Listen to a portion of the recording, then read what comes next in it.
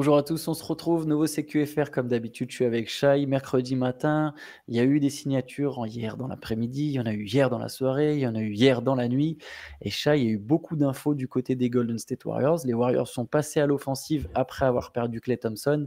Signature, enfin, sign and trade de Kyle Anderson, 27 millions sur 3 ans, je crois que c'est ça le montant de tête. 27 millions sur 3 ans, je revérifie quand même, ça c'est bête, j'aurais pu regarder juste C'est ça, avant. hein, il me semble que Mais c'est ça. c'est ça, ouais. Je suis quasiment sûr que c'est ça. C'est un sign and trade dans le sens où Minnesota récupère un second tour et du cash. Donc bon, c'est pas grand-chose, hein, la contrepartie. C'est Minnesota. Pour du côté des Timberwolves, c'est un joueur très important qui part.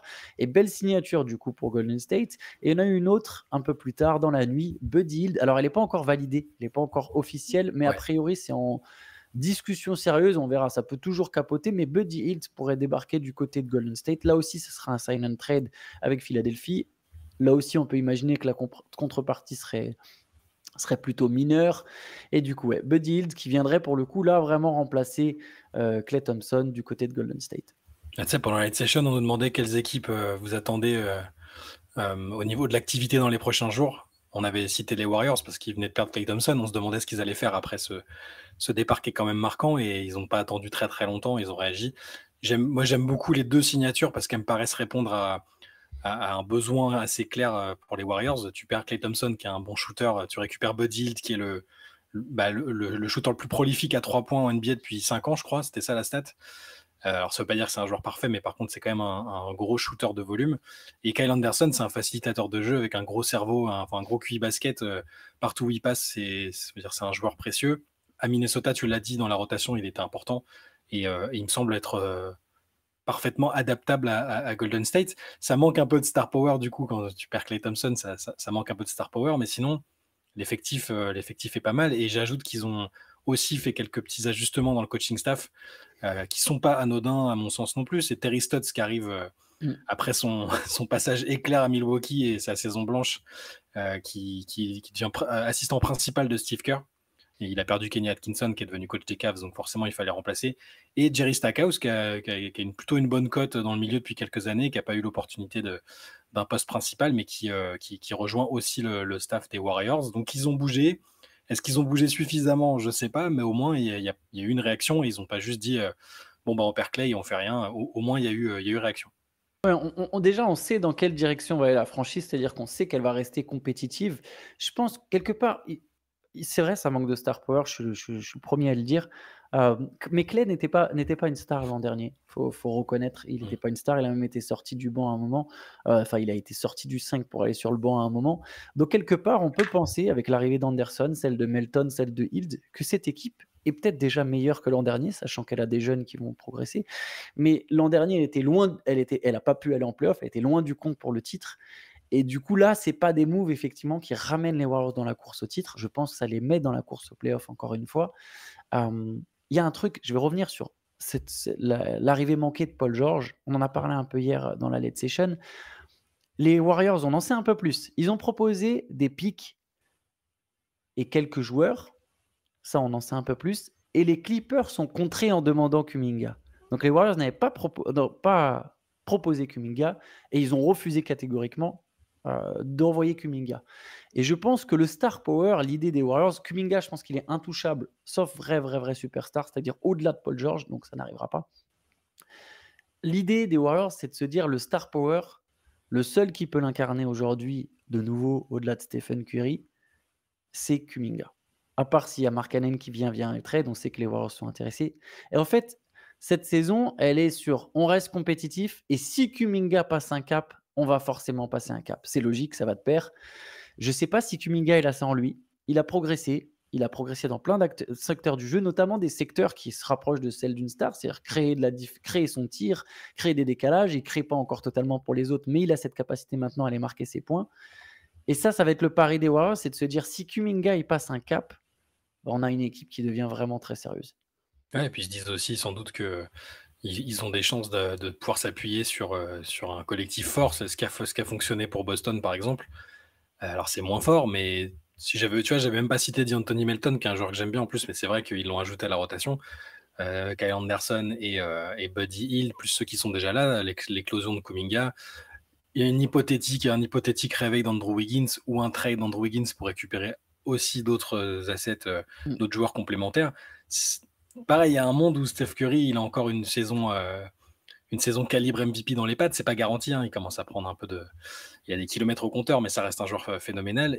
Ou Draymond, lui aussi, affiche son meilleur niveau sans être suspendu ni dans des polémiques. Et je pense qu'ils comptent là-dessus. Ils se disent, il reste un peu de l'ADN qui a fait qu'on a été champion. Et autour, on renforce avec des bons joueurs et on compte sur l'éclosion de Kuminga.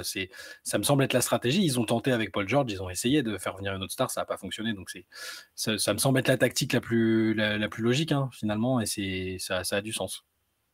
Bud Hield, je le disais en off, moi, c'est pas le joueur que j'aime le plus. Je comprends le fit sur les 3 points.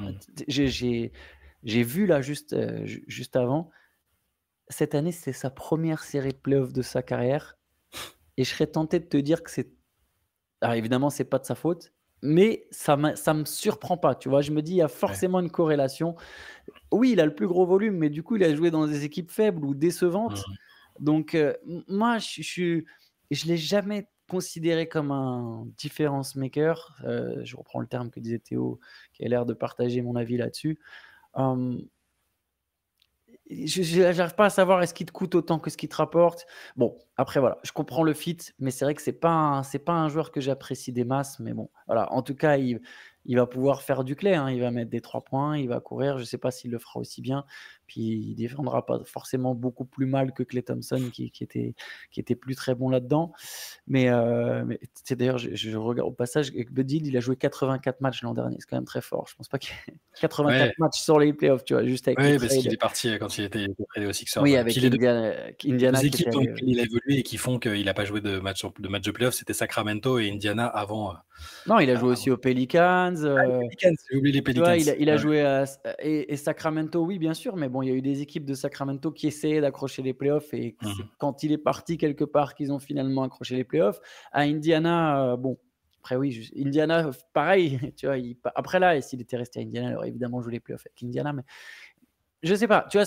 En fait, c'est pas pour évidemment, c'est pas de sa faute, mais quand tu es dans ces équipes-là, c'est plus simple d'avoir du volume. Après, c'est un vrai bon shooter, mais je sais pas, Moi, c'est je pense subjectif. que je pense que pour être pris au sérieux par tout le monde, il faut qu'il abandonne son surnom Buddy et qu'il revienne à son prénom originel Chavano Rainer. Voilà.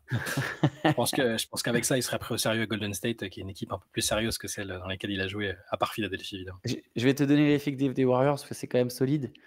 Curry, je vais le donner sans Hield parce qu'on ne sait pas la contrepartie. OK? Mais Curry, Wiggins, Green, Melton, Payton, Looney, Kuminga, Moody, Podziemski, Jackson Davis, Kyle Anderson et donc potentiellement Buddy Hield, peut-être un des joueurs que j'ai cités qui partirait. C'est quand même c'est profond. C'est J'aime bien, profond, hein. il y a pas Si mais t'enlèves tout le drama, il manque un deuxième All-Star. peut-être, mais t'enlèves le drama de l'année dernière, les interrogations autour de Clay qui vont, quoi qu'il arrive, enfin, quoi qu'on en dise, je pense que ça a eu une influence aussi. Il était tendu, il essayait de prouver des trucs. T'enlèves les arabesques de Draymond Green, quelques blessures ici et là, et peut-être que ça donne pas la même chose. Donc moi, j'aime bien leur effectif. À l'instant T, j'aime bien ce qu'ils ont. Je te dis pas qu'ils sont meilleurs que Denver ou Dallas, mais j'aime bien l'effectif. En fait, le problème, c'est que j'ai l'impression qu'aujourd'hui, pour intégrer le top 6 de la conférence Ouest, tu es obligé d'avoir 2 All-Stars. Il n'y a pas une équipe. Là, dans les 6 qui étaient, il y a au minimum 2 All-Stars. Ah non, à part OK, le ici. Thunder. Ouais, À voilà. part le Thunder. À part le Thunder et qui, pour le coup, a fini premier. Et les Nuggets, mais bon, on Bon, peut c'est compter Murray comme un calibre All-Star au moins. ouais, Jamal Murray est quand même c'est un All-Star sans être un All-Star, quoi, quand même. Faut respecter. Mais bon, voilà. On verra ce que ça donne pour les Warriors. J'aimerais qu'on parle par contre 2 secondes de Minnesota, qui perd quand même un joueur super important. Les Timberwolves, pour l'instant, leur seul move, ça a été de faire venir Rob Dillingham, qui est un rookie. Là, ils perdent quand même un joueur qui était très important dans leur rotation.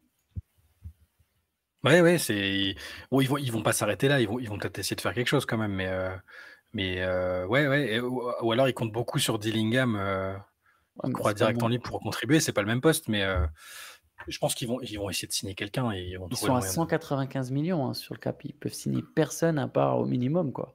ouais, Ils bon, ont rien. Ils ont la 3e plus grosse masse salariale de la ligue. derrière Phoenix et Dallas, sachant que Dallas a fait des moves et devant Boston. Faut Après, trouver. la perte d'Anderson, c'est le signe aussi de la volonté des proprios de pas se surtaxer, quoi. C'est un peu, on sait qu'on en a parlé plusieurs fois déjà. Il y avait tout un plan, voilà, je l'avais déjà cité l'autre fois, il y avait tout un plan pour faire des économies, des fortes économies. Alors peut-être que le succès de l'équipe les a poussés à revoir un peu et à accepter de payer certaines taxes, parce que la preuve, ils ont la 3e masse salariale. Mais voilà, laisser partir Kyle Anderson, ça rentre peut-être aussi un peu dans cette logique de se dire, bah non, on veut pas aller dans le rouge. C'était leur free agent, donc ils auraient pu le signer, même en étant dans le rouge, mais je crois, si je dis pas de bêtises. D'ailleurs, si vous êtes un peu plus spécialiste du CBA, n'hésitez pas à me corriger en commentaire. Mais ouais, cette équipe, il y a Karl Anthony Towns qui prend 49 millions, Rudy Gobert qui en prend 43, Anthony Edwards qui en prend 42, Jaden McDaniels qui en prend 23, Naz Reid 13, Mike Conley 10.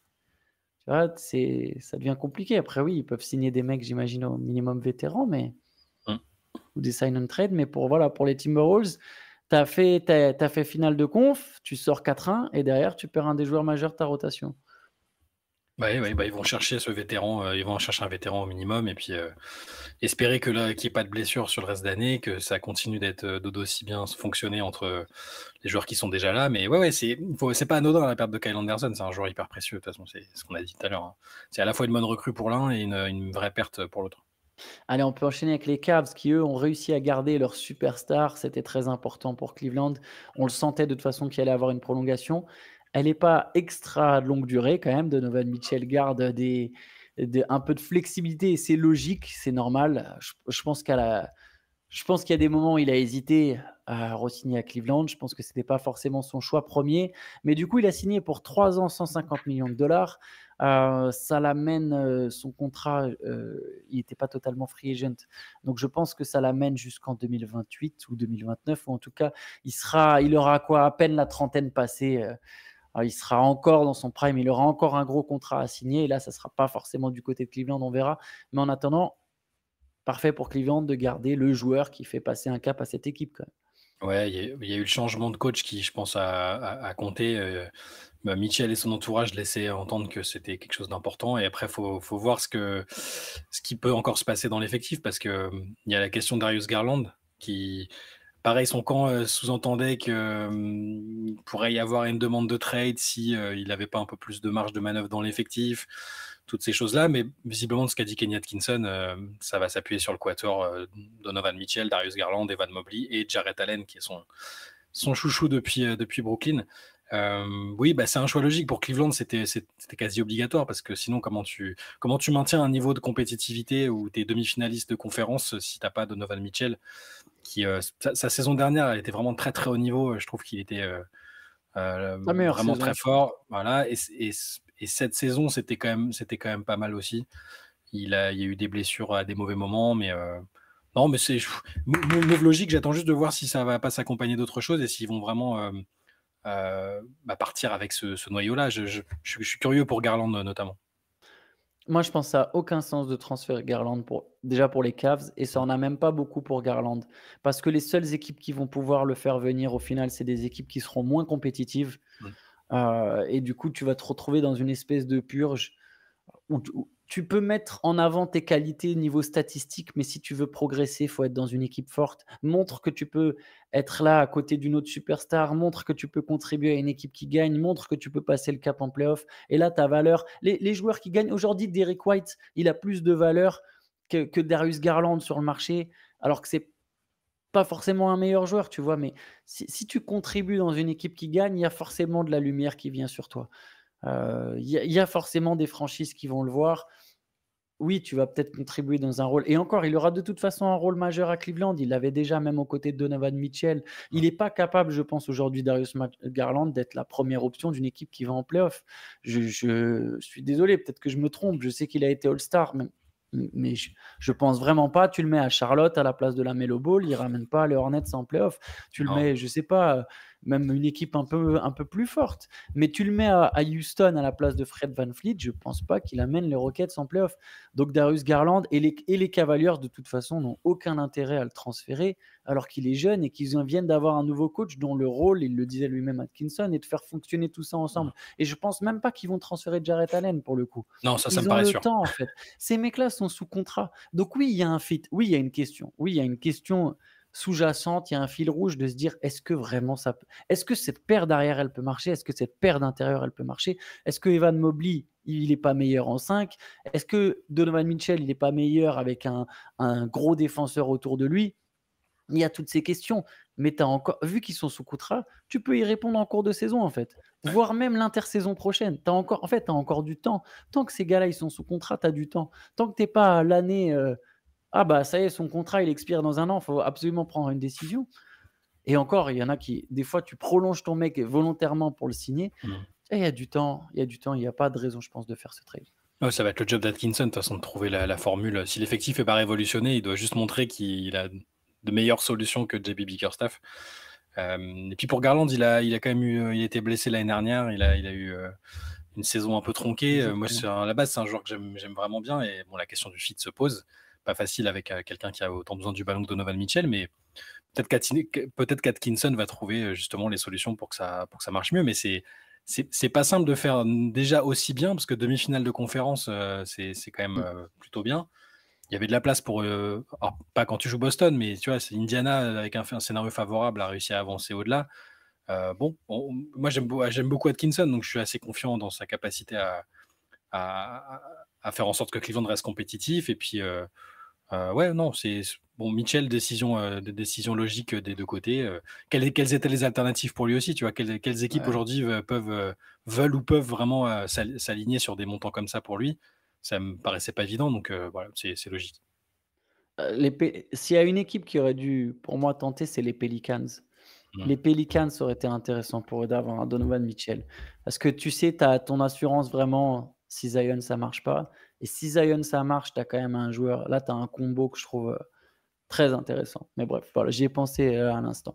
Euh, oui, et pour Atkinson, apparemment, dans son entretien d'embauche, moi aussi j'aime beaucoup Atkinson, tout était vachement tourné aussi sur comment il allait faire fonctionner et développer Evan Mobley. Donc je pense que Ouais. les Cavs ont l'air de faire du bon boulot quand même, mine de rien. On verra ce que ça donne. Effectivement, ils sont dans une conférence Est où il y a quand même qui est moins forte, évidemment en profondeur, en densité, mais où il y a quand même quelques enfin, quoique cette année, il y avait la place, mais là, a priori, tu peux te dire que Philly va être plus fort, Boston sera toujours fort. On verra ce que Milwaukee. va faire Milwaukee. Heu, Il y a New York Cleveland, qui va avoir des il y a New York ambitions. qui a des ambitions. Même si je pense que les Cavs sont pas si loin des Knicks, il y a beaucoup de trucs autour des Knicks. Je pense que les Cavs sont pas si loin des Knicks. Les Knicks, ça peut décevoir aussi, hein, ça on verra. Enfin bref, on verra. On aura le temps d'en reparler. Vu que j'ai cité les Hornets, en direct, je te dis un truc. Il y a une rumeur, je sais pas si tu l'as vue et si tu l'as pas vue, du coup, tu devras la commenter à chaud, sur les Clippers qui pourraient tenter de faire un sign and trade de Miles Bridges en C'est l'échange pas vrai. de Norman Powell et Terrence Mann. Ils auraient Miles Bridges et Kevin Porter Ils Jr. veulent, ils veulent faire le FC cas sociaux, quoi. Enfin, ils ont relancé Josh Primo, ils ont relancé Kevin Porter Jr. Ils veulent signer Miles Bridges. Alors oui, ok, c'est des joueurs qui ne sont plus ou pas ou plus condamnés. C'est pas, ils sont pas en prison, hein, mais il y a une petite tendance. Ils ont envie de relancer des joueurs, quoi. Enfin, des joueurs qui ont eu des soucis. Le joueur en lui-même, c'est un très bon joueur, donc oui, peut-être que sportivement ça a du sens, mais bon, voilà, j'ai gardé pour moi ce que j'en pense.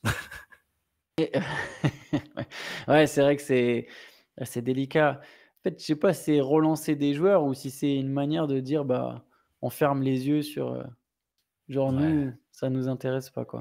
Ouais, moi j'ai l'impression, alors que Mmh. c'était une franchise qui s'était racheté une image après avoir lourdé Donald Sterling.